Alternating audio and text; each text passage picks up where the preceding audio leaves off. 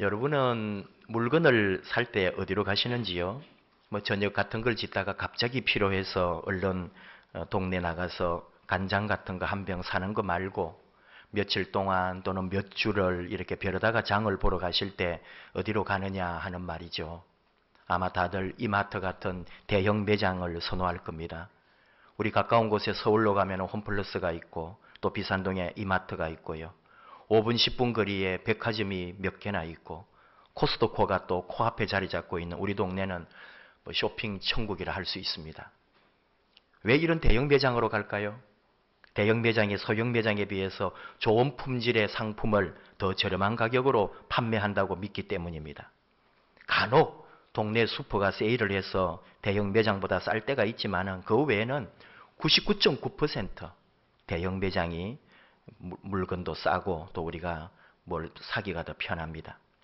금전적 이득 때문에 대형 매장을 주로 이용하는데 사실은 거기에다가 이 대형 매장이 주는 웅장함, 다양한 상품들, 건물의 편리함 또는 식당가라든지 보고 즐기는 것도 무시할 수 없다 이겁니다. 사람들은 하다못해 커피 한 잔이라도 더 크고 번듯하고 깔끔하고 뭔가 있어 보이는 곳에서 마시고 싶어 하는 거죠. 모 기업이 하남에 어마어마한 복합 쇼핑센터를 오픈했습니다. 조그만 가게 상인들은 손님이 없어서 불경기라고 발을 동동 구르지만은 이런 대형 매장에는 사람들의 발길이 넘쳐서 사람이 사람에게 걸려 넘어질 지경입니다. 음식점도 대형으로 하면 성공합니다. 이 큰 것이 매력 있는 메가컬처라고 그래요. 오늘 우리 시대의 문화가 이 대형 큰 것을 선호하는 이런 시대에 우리가 살고 있는 거죠. 심지어 결국은 교회조차도 메가처치라는 말이 나왔죠. 큰 교회를 선호한단 말이죠. 대형 교회를 좋아한단 말이죠. 그리고 큰 교회만 잘 됩니다. 무슨 말인고 하니 새해가 되어서 우리 역시 거창한 계획들을 세웁니다. 여러분 회사나 가정이나 개인적으로 목표나 포부나 계획을 잡았을 겁니다. 또 우리 신앙인으로서는 신앙인으로 한 해를 어떻게 살까 뭔가 나름대로 마음에 품고 기도하고 결단할 거예요. 너무 다 거창하다는 거죠. 정말 오늘을 한번 살고는 더 이상 살지 않을 사람인 것처럼 어마어마하고 큰 계획들을 세우고 시작을 합니다. 근데 벌써 일주일이 됐습니다. 무슨 계획을 세웠는지는 기억하고 계시는지요? 작심 3일이라고 그러잖아요. 용두 3이라고 그럽니다. 계획은 크게 세웠지만 벌써 일주일 지나서 내가 얼마나 그 일에 실천하거나 행하고 있는지 우리 자신이 더 잘 알 것입니다. 교회도 목표가 있고 포부가 있습니다. 뭐 예를 들어서 우리 하나님의 능력으로 무장하자 이런 어떤 표가 있을 수 있고요. 성경을 일독하는 교회. 이거는 교회뿐만 아니라 개인적으로도 신앙인이라면 한 번쯤 가져볼 만한 목표죠. 올해는 매주일을 지키자. 이 정도는 사실 평범한 거죠. 근데 어떤 교회는 아예 표가 하나님의 전신갑주를 입자. 뭐 하여간에 뭔가 힘들게 할 것 같은 느낌이 들지 않아요? 한 해 동안 성도들을 달달 볶겠구나. 그런 느낌이 있습니다. 어떤 교회는 마귀의 괴계를 대적하라. 교회 표가 개척교회인데 가서 깜짝 놀랐어요. 이야, 이 작은 교회가 마귀들과 싸우고 있구나. 뭐 이제 예를 들어 이제 이런 거 평범한 거죠. 복음의 비밀을 담대히 전하는 교회. 이런 식으로 교회가 표를 정하는데 어쨌든 당찬 새해 목표나 표를 정합니다마는 재미난 게 하여간에 크다는 거예요. 대형이라는 거예요. 거대하게 잡는 거죠. 근데 사실은 해보면은 별거 없다는 거죠. 이게 우리의 약점이고 우리의 문제인 거죠. 마치 뭐 2018년 한 해만 있을 것처럼 내년도는 오지 않을 것처럼 우리가 그렇게 열심히 뭔가를 해보겠다 그러지만은 사실 우리는 부족합니다. 시작은 세게 하는데 며칠 있으면 또 흐지부지 되는 우리들이 매년 반복하는 거 아니에요? 작년 한번 생각해 보십시오. 뭐 대단한 일이 있었나요?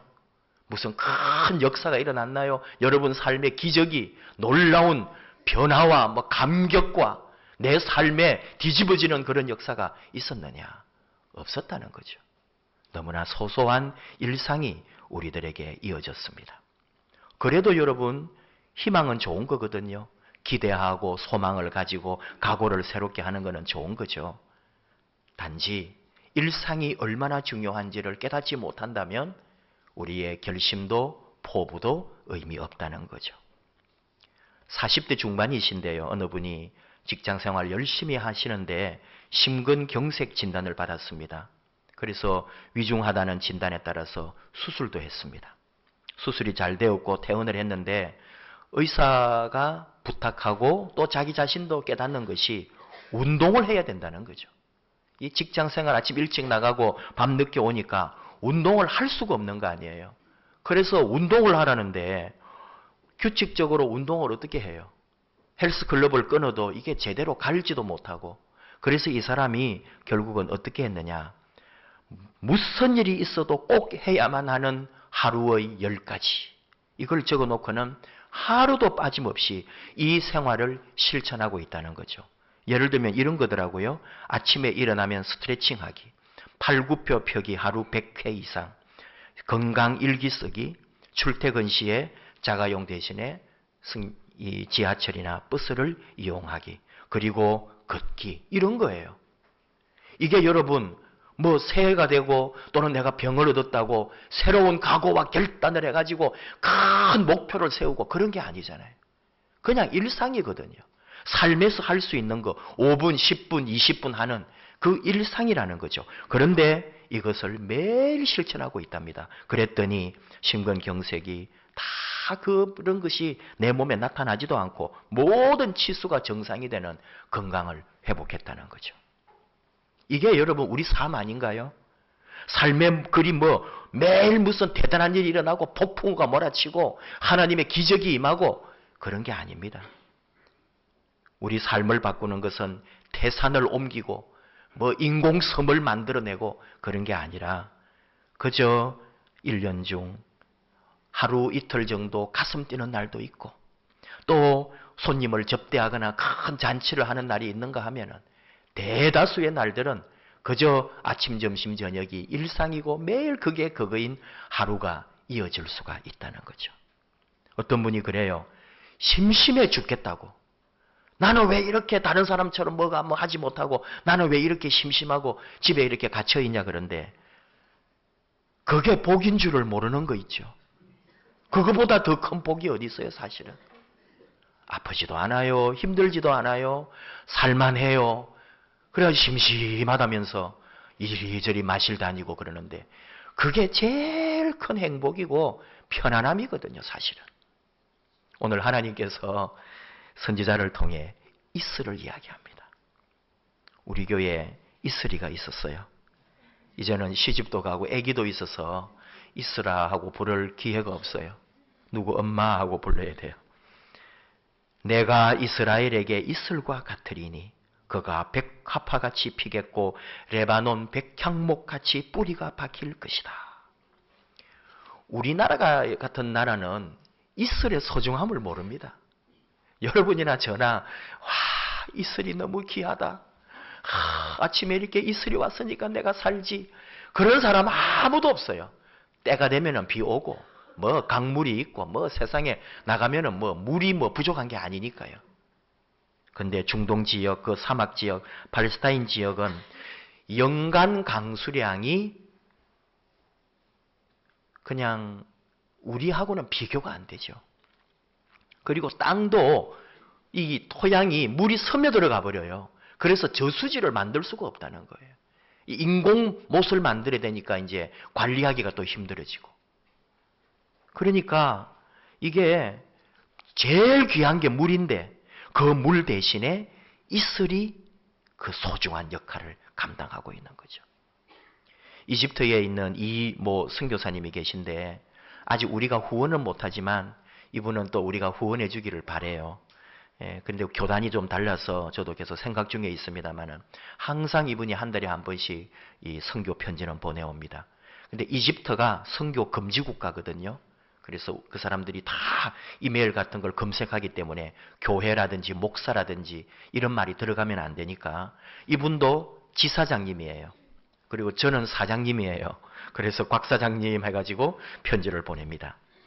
예, 교회는 전부 기억하고 시옷으로 이렇게 해서 잡아낼 수가 없도록 이렇게 이제 선교 편지가 오고 가는데, 이분이 이제 이집트에서 선교하면서 이스라엘에 이렇게 이제 선교 여행을 갔어요. 가서 딱 이분이 이집트에 늘 살던 사람이기 때문에 한눈에 들어온 게 뭐냐면은 이스라엘의 건물들이 너무 깨끗한 거예요. 자기가 살고 있는 이 이집트, 이런 데는 건물 바깥이 항상 더러워요. 그리고 안에까지도 더러워요. 그 사람들이 청소를 하지 않느냐, 그런 게 아닙니다. 근데 이스라엘에 와보니까 뭐가 이렇게 깨끗하지? 알아보니까 이슬 때문에 그렇다는 거예요. 밤새도록 내린 이슬이 건물을, 외형을 씻어주는 효과도 있다는 거예요. 깜짝 놀랐답니다. 특별히 또 이스라엘이 밤과 낮의 기온차가 다른 중동 지역보다 더 심합니다. 그래서 이슬이 더 많이 내린다는 거죠. 채소나 곡식에 필요한 수분과 작은 짐승들, 채식 동물들이 그 이슬 때문에 자라난 풀을 먹고 다 살아가는 거예요. 저희들도 성지순례 갔지만은 그 가이드들이 설명해 주는 거, 풀이 자라지는 않아요. 그런데 그 완전히 그 사막 같고 황무지 같은 곳에 멀리서 보면은 연두빛 색깔이 잔잔하게 다 씌워져 있는 거예요. 저게 뭡니까? 아침마다 자라나는 풀이라는 거예요. 그걸 양들이 먹고 산다니까요. 그리고는 낮에 되면 다 말라버려요. 그리고 밤새 내린 이슬로 그 아침에 또 살짝 연두빛 풀들이 자라나요. 그거 먹고서 사는 거예요. 이슬 내리는 소리 들어보셨어요? 이슬은 소리가 나지 않습니다.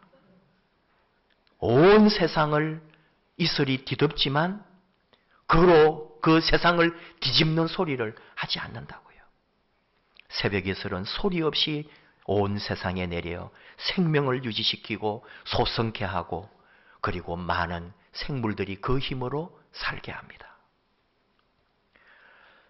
호세아서에 하나님께서 나는 너희에게 이슬과 같다고 할 때에 어떤 분들은 하나님이 너무 부드럽고 너무 약하게 말씀하셨다. 호세아 시대는 나라가 멸망해가고 지금 아수리의 침공으로 나라가 패망하고 다 죽거나 포로로 끌려갈 형편에 이슬 같다고 한 것은 너무 하나님이 부드럽게 하신 거 아닌가. 하나님은 번개처럼 임하시고 폭풍우처럼 임하셔서 나라를 구하고 아수르를 물리쳐야 되는 거 아닌가. 그렇게 해석하거나 주장하신 분도 있어요. 그런데 하나님은 그렇게 하지 않으셨어요. 하나님은 내가 너희에게 이슬과 같다. 그 이슬로 백합꽃이 피고 레바논 백향목같이 큰 나무들이 뿌리가 뻗어가고 박힐 것이다. 그 이슬로 말미암아. 호세아를 잘 모르시는 분들은 그냥 우리 소예언자라 그러거든요. 소선지서에 있는 이런 호세아나 요엘이나 이런 사람들은 소선지자라 그러니까 작은 줄 아는데 그렇지 않습니다. 탈무드 페사킴 87장에 호세아를 가리켜서 그가 활동했던 시기에 가장 위대한 예언자요, 대예언자 이사야보다도 위대했다. 이렇게 기록을 하고 있단 말이죠. 이건 나중에 해석을 한 거거든요. 이스라엘 사람들이. 그만큼 호세아는 위대한 선지자로 꼽았다는 거예요. 지금도 동방정교회는 10월 17일을 호세아 축일로 지키고 있습니다. 기원전 8세기 예수님 오시기 한 700 몇십 년, 800년 전에 예언했던 선지자인데 북이스라엘 사람이에요. 남유다 선지자였으면 좀 더 유명해질 텐데 이 사람은 멸망당하고 하나님으로부터 어쨌든 버림받은 북이스라엘 왕국의 선지자였기 때문에 이 상대적으로 남유다의 선지자들보다는 좀 잘 모르죠. 남유다 사람들이. 그러나 성경적으로는 위대한 선지자였다 이거예요. 아수르 제국에 결국은 북왕국 이스라엘이 몰락해가는 과정을 다 보고 있었던, 그래서 그 아픔과 고통 속에 하나님의 말씀을 전해주었던 선지자가 바로 호세아였습니다. 쉬운 줄 알지만 호세아서가 대단히 어려운 책이라고 학자들은 말합니다. 그리고 여기에 분명한 메시지를 우리는 하나 알고 있죠. 하나님의 명으로 음란한 자기 아내 고멜을 데리고 끝까지 사는 호세아를 보여주거든요. 결혼을 했는데 집을 나가서 각각 다른 남자 아이를 3명이나 낳아 들어옵니다. 그런데도 하나님이 그 호세아를 통해 데리고 오라고 하거든요. 같이 살라고 하고. 이게 상징이죠. 호세아를 통해, 고멜을 통해 이스라엘 백성들이 유일신 하나님을 버리고 가나안의 수많은 잡신과 다신교와의 엄란한 관계를 맺고 있는 그 모든 것을 하나님은 끝까지 돌아오기만 하면 용서하고 받아주시겠다고 말씀해 주는 내용들이잖아요. 이 북왕국 호세아 시대가 왕을 비롯해 가지고 사제들까지도 이 영적으로 말하면 음란한 시대, 토속신에게 경배하고 가나안 지역의 수많은 신들을 경배하고 백성들이 그렇게 끌려가는데도 그 신앙을 잃어버리는데도 지적 하나 하지 않고 내버려 두었던 시대. 그래서 살인과 도둑질과 불의와 거짓이 만연했던 북왕국. 그때가 호세아였습니다. 그 호세아 시대의 호세아가 이스라엘의 멸망을 예언하고 회개하고 돌아오라고. 너희가 뉘우치고 돌아오기만 하면 하나님이 받아주실 거라고 말씀하고 있는 거죠. 그러나 결국은 선지자의 말을 듣지 않았습니다. 나라는 멸망했고 BC 722년에 아수르에 의해서 완전히 패망하고 끌려가게 되는 거죠. 아수르의 포로로 끌려가서 결국은 나라가 분해돼 버리는 거죠. 참 여러분, 이게 뭐냐 하면은 대단한 것이 아니라는 거예요. 나라가 망해가는 거는. 무슨 하루아침에 망하는 게 아니라는 거죠. 이 사람들은, 이 북왕국은 애굽에게 자꾸 손을 내밀었습니다. 애굽에게 도와달라고. 아수르가 쳐들어오려고 하니까 애굽하고 동맹을 맺었어. 근데 하나님은 거부하셨거든요. 지금은 애굽이 아니라고. 그런데도 이들은 말을 듣지 않고 나라를 의지하고 남의 나라, 남의 군대, 그 군사력을 의지하다가 결국은 멸망하게 되는 거예요. 뭘 몰랐을까요? 나는 너희에게 이슬과 같다. 무슨 대단한 힘으로 보호하는 게 아니라 매일매일 내리는 이슬처럼 매일매일 내 삶의 일상의 소소한 일들을 통해서 하나님이 나와 함께 하시고 나를 지키시고 우리는 또 그 하나님을 사랑하고 사모하고 경배하고 살아가면 되는데 그 일을 못하더라는 거예요. 그럼에도 불구하고 이슬이 참 내릴 때 보이지도 않는데 그리고 해가 뜨면은 순간에 다 사라지는 이슬인데도 그 이슬로 말미암아 생물이 살아나고 백향목의 뿌리가 뻗어가고 엄청난 생명의 역사를 만들어낸단 말이죠. 이 이스라엘 복을 이스라엘 백성들이 몰랐던 겁니다.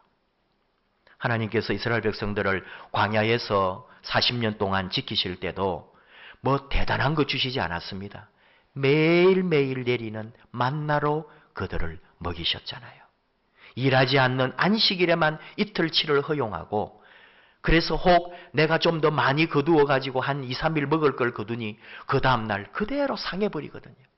오직 안식일에만 온전했어요. 오늘 내 필요한 만큼, 오늘 내 살 만큼, 오늘 내가 먹을 만큼만 있으면 그것이 족한 줄 알라고 하나님은 가르쳐 주셨잖아요. 생명은 하나님의 손에 있고 하나님이 주관하시는 거다. 너희들이 아무리 애를 쓰고 많이 모으고 많이 저축한다 할지라도 하나님이 함께하지 않으시면은 그것이 다 무용지물이다. 그런 이야기죠. 서울대 김난도 교수님 아주 유명하시죠.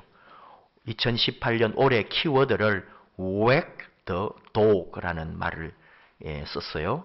꼬리가 몸통을 흔든다. 이게 수거처럼 경제라든지 금융이라든지 정치 이런 곳에 이제 쓰이는 말인데 이분이 우리말로 뭐라고 말했냐면은 소확행이라는 말을 썼어요. 올해 우리가 이 소확행으로 살자는 거예요.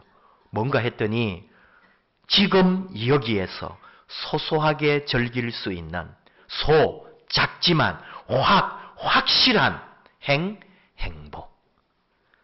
작지만 확실한 행복. 이 삶을 살자는 거예요.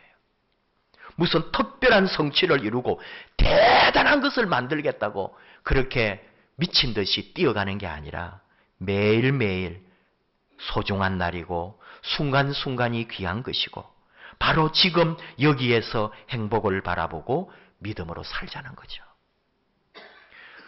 한 몇 년 전에 유행했던 우리나라의 용어가 뭐냐 하면은 부자 되세요 하는 그 말 여러분 생생하게 들려오지 않습니까?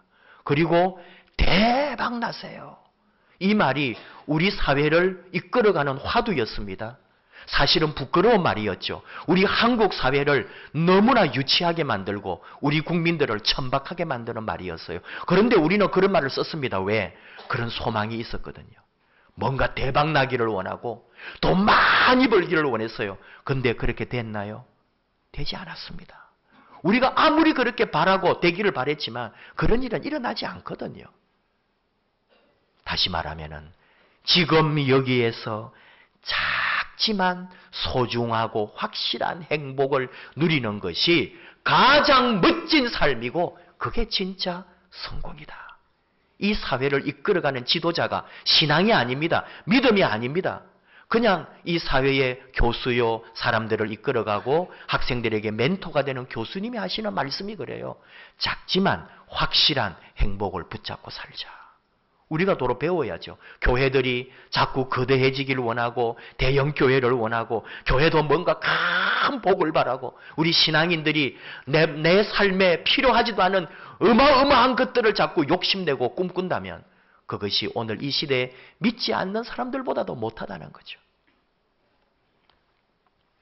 이슬은 많은 수분도 아니잖아요. 그러나 매일 내립니다. 신명기 33장 13절 하나님은 이슬을 이렇게 표현합니다. 요셉에 대하여는 일러서되 원하건대 그 땅이 여호와께 복을 받아 하늘의 보물인 이슬과 땅 아래에 저장한 물로 복을 주리라. 하늘의 보물 이슬이래요. 하나님께서 그렇게 복 주시는 말씀입니다.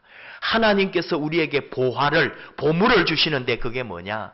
매일매일 소리도 없이 내리는 이슬이 바로 내가 너희에게 주는 보화다.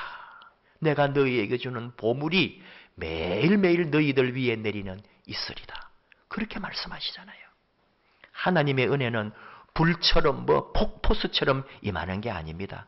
이슬처럼 임합니다. 그런데 그 이슬이 그렇게 소중한 거죠. 소리도 나지 않고 표도 나지 않는데 바로 이 소소한 것이 이 은혜가 보이지 않는 하나님의 손길이 우리를 지켜주시고 성장시킵니다. 뭐라도 한 번에 확 컸으면 좋겠고 뭔가 인생에 뒤집어지는 일이 일어나면 좋겠고 그렇지만은 그러지 않습니다. 소소한 하루하루가 쌓여서 목표에 도달하는 거죠. 대박을 꿈꾸는 사람들 여러분 한 방에 뭘 어떻게 하겠다고 누구나 보세요. 그 사람들은 한 방에 훅 갑니다. 한 방으로 되는 사람은 한 방에 다 쓰러지는 거예요. 매일매일 쌓아간 것은 결단코 무너지지 않습니다. 하나님께서 엘리야 선지자에게 나타나셔서 보여주신 사건이 있죠. 열왕기상 19장 11절 12절 여호와께서 이르시되 너는 나가서 여호와 앞에서 산에 서라 하시더니 여호와께서 지나가시는데 여호와 앞에 크고 강한 바람이 산을 가르고 바위를 부수나 바람 가운데에 여호와께서 계시지 아니하며 바람 후에 지진이 있으나 지진 가운데에도 여호와께서 계시지 아니하며 또 지진 후에 불이 있으나 불 가운데에도 여호와께서 계시지 아니하더니 불 후에 세미한 소리가 있느니라. 그 세미한 소리로 엘리야야 네가 왜 여기 있느냐? 너만 이렇게 고난받는 줄 아느냐? 내가 백성들을 위하여 나를 위하여 7,000명을 숨겨두었다. 너와 동행할 7,000명이 남아있다고. 걱정하지 말라고. 그리고 다시 소명을 주시고 보내시잖아요. 여러분 우리가 다 가정적으로나 또 개인적으로 회사에 또 우리 교회도 새해 목표를 세우고 계획을 세우고 꿈을 꿉니다. 제일 중요한 것은 작은 이슬 같은 은혜를 바라보자는 거죠. 보이지 않게 내리는 이 이슬, 이것이 우리를 살게 하고 보이지 않지만 우리를 도우시고 함께 하시는 하나님의 은혜가 우리 위에 임하고 있습니다. 이슬 한 방울, 그 속에도 하나님의 뜻이 있고 자연이 있고 우주가 있습니다. 우리는 이렇게 기도하기 원합니다. 주여, 이슬 같은 은혜로, 이슬 같은 행복으로 이 한 해 우리를 도와주시옵소서. 무슨 큰일이 생길 수도 있어요. 큰 병이 생길 수도 있습니다. 생각지도 않은 크게 어려운 일이 또 당할 수도 있습니다. 하나님은 그런데 그때는 또 하나님의 특별하신 은혜로 우리를 돌보시고 함께 하십니다. 오늘 말씀하십니다. 28절에 이스라엘이 우리 저 호세아서의 또 다른 뒤에 말씀에 이스라엘이 안전히 거하며 야곱의 샘은 곡식과 새 포도주의 땅에 홀로 있나니 곧 그의 하늘이 이슬을 내리는 곳이다. 항상 이슬이 내리는 그곳이 복되고 그 이슬로 산다고 말씀합니다. 중동 지역이라는 게 뭐 석유 때문에 자기들도 잘 살고 또 석유 가지고 싸우고 있지만은 제일 귀한 것은 그것에서도 물이거든요. 샘이거든요. 늦은 비와 이른 비가 있어야 되거든요. 그런데 그것은 항상 있는 게 아니더라고요. 사는 길은 하나님이 항상 매일매일 이슬을 내려주심으로 함께 하십니다. 이 은혜를 입은 자들아 너희는 행복하도다 하면서 신명기서에 우리 하나님은 복을 주셨죠. 예수님도 말씀합니다. 마태복음 25장 21절 그 주인이 이르되 잘하였도다 착하고 충성된 종아 네가 적은 일에 충성하였음에 내가 많은 것을 너에게 맡기리니 네 주인의 즐거움에 참여할지어다. 작은 일에 충성할 때 하나님이 큰 은혜를 주시고 내가 마땅히 해야 할 그 일을 감당할 때 하나님은 올 한 해 우리를 도와주실 것입니다. 소소한 일상, 매일매일 내리는 이슬 같은 하나님의 은혜 속에 그것이 뭘까요? 그저 주일마다 나와서 예배드리고요. 매일 아침을 시작하면서 하나님을 사모하고 하루 종일 열심히 살다가 해 저무는 시간에 하루를 마감할 때 주님 은혜에 감사하고 사랑하는 교회, 사랑하는 성도들 위하여 기도해 주면서 살아가는 우리 신앙인의 일상의 삶. 이 평범하고 소소한 하루하루 이것이 쌓여서 2018년 아름다운 역사가 되고 하나님의 놀라운 은혜를 고백하는 시간이 될 것입니다. 우리 함께 찬양합시다. 하나님, 예배하는 자가 되기 원합니다. 주님이 찾으시는 그 한 사람, 그 예배자. 언제나 하나님이 원하실 때 나와서 예배하며 하나님 앞에 쓰임받는 우리가 되기를 원합니다. 우리 함께 주를 위한 이곳에 찬양하십시다.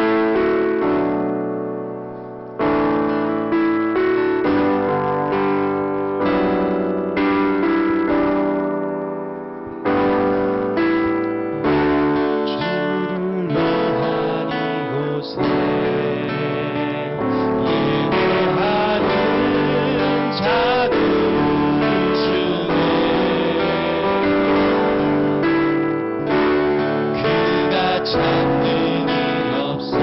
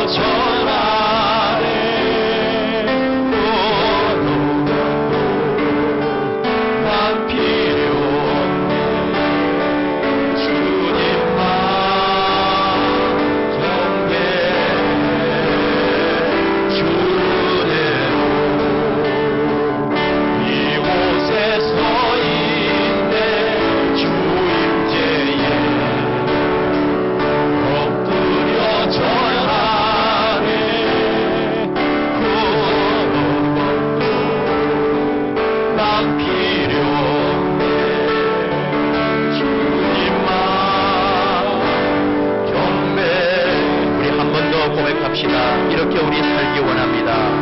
주를 위한 이곳에 예배하는 자들 중에 그가 찬송이어서 주님께서 슬퍼하시네. 주님이 찾으신 그 한 사람 그 예배자 내가 그 사람에게 간절히 주께 예배하네. 주 은혜로 이곳에 서 있네. 주 임재에 엎드려 절하네. 그 어느 것도 난 필요 없네. 주님만 경배해. 주 은혜로 이곳에 서 있네. 주 임재에 엎드려 절하네. 그 어느 것도 난 필요 없네. 주님만 경배. 한 번만 더 고백합시다. 주 은혜로 이곳에 서 있네. 이곳에 서 있네. 주 임재에 엎드려 절하네. 그 어느 것도 난 필요 없네. 주님만 경배해.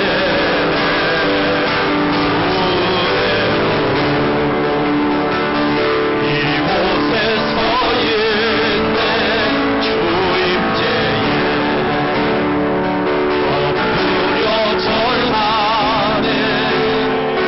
그 어느 것도 난 필요 없네. 주님만 경배해. 우리 잠깐만 기도합시다. 올 한 해 하나님 참 예배자로 서기 원합니다. 주님 은혜로 오늘도 살아있고 주님 은혜로 오늘도 예배할 수 있도록 해주셔서 감사합니다.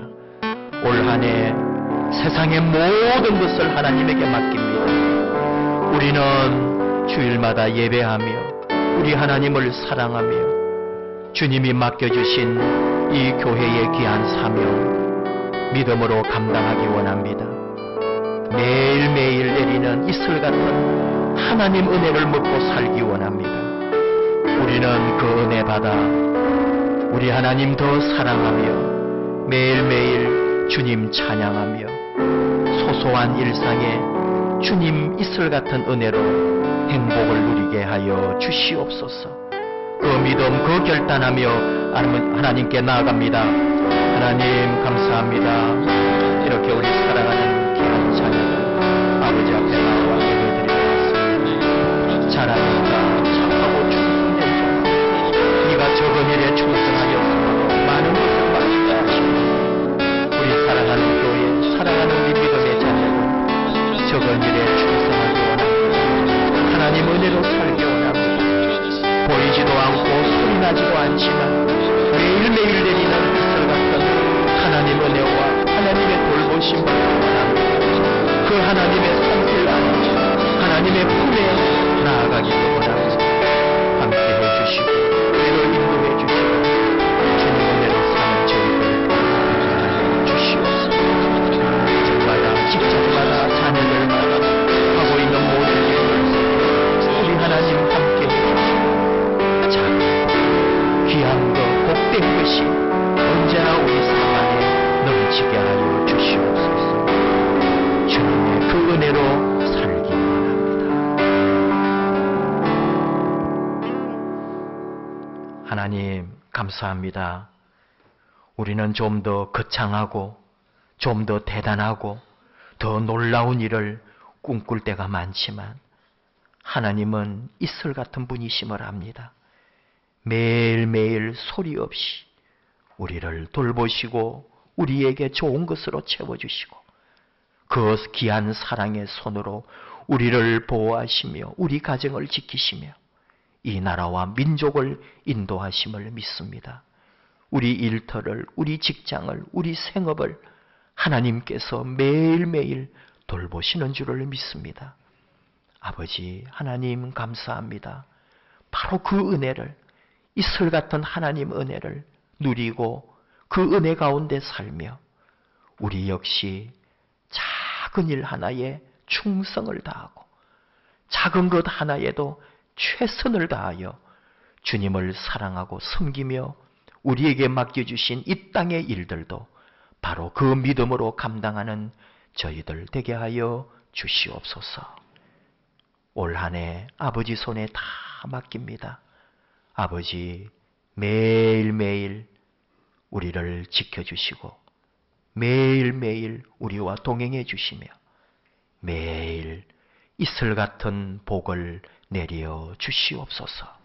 예수님 이름으로 기도하옵나이다. 아멘.